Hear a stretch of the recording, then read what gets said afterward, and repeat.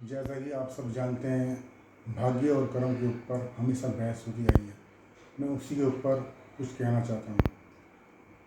आज इस दुनिया का हर इंसान अपने अपने कर्म की गठरी को कंधे में लटकाए चला जा रहा है, और जो इंसान अपने कंधों पर अपने कर्मों की गठरी को ले जा रहा है, उसका भाग्य उसके पीछे चला जा रहा है।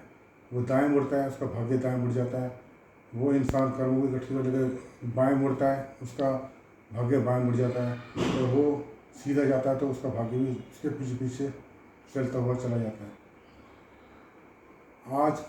आज हर इंसान जब सुबह उठता है, सुबह उठने के बाद रात को जब बिस्तर पर सोने के लिए जाता है, तो आज हर इंसान अपने दिमाग में झांके, दिल में झांके कि वो क्या क्या पूरे दिन में कर्म करने के बाद बिस्तर पर सोने के लिए जा रहा है। आप सबको कोई सफाई देने की ज़रूरत नहीं, आप अपने दिलों में झांकिए, आप सबको उसका सब जवाब मिल जाएगा। इसी के ऊपर मैं आपको एक एग्जांपल देता हूँ। आज हमारे देश की जनसंख्या अंदाज़ा 125 करोड़ के आसपास है। ये मैं एक अंदाज़ा बोल रहा हूँ। उसमें 10 लाख बच्चे डेली पैदा होते हैं। 10 लाख बच्चों में 1 लाख बच्चे ऐसे हैं जो कोई ना कोई बड़ी बीमारी लेकर पैदा होते हैं। हम पहले 1 लाख बच्चों को लेते हैं। जो 1 लाख बच्चे पैदा हुए हैं वही हैं जो कोई ना कोई बड़ी बीमारी लेकर पैदा हुए हैं।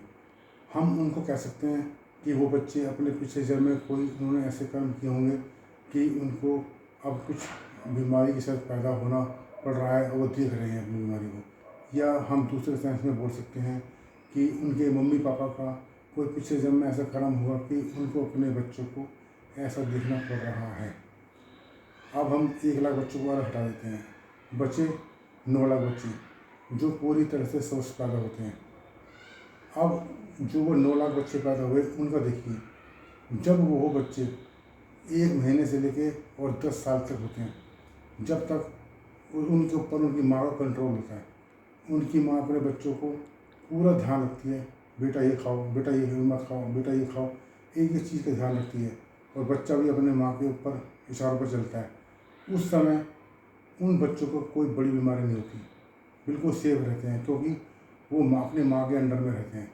लेकिन जैसे ही वो बच्चे 10 साल से ऊपर आगे बढ़ते हैं, 10-11 साल से लेके, और वही बच्चे जब 40 साल तक पहुंचते हैं, तो उन्हीं बच्चों में कोई ना कोई बड़ी बीमारी आ चुकी होती है। अब कैसा ही आप खुद समझ सकते हैं, उन सब का खान पान बदल चुका होता है, उनकी सोसाइटी बदल चुकी होती है। वो घर से बाहर निकलते हैं तो उनके ऊपर कोई देखने वाला, रोकने टोकने वाला कोई नहीं होता। तो उनका जो खान पान है और जो रूटीन बदल जाता है, उसकी उन्हीं के अनुसार वो कोई ना कोई बड़ी बीमारी लेके आ चुके होते हैं 40 साल तक। इसलिए कहता हूँ कि सारा दोष आप भगवान को मत दीजिए, अपने अपने कर्मों के ऊपर भी दृष्टि डालिए।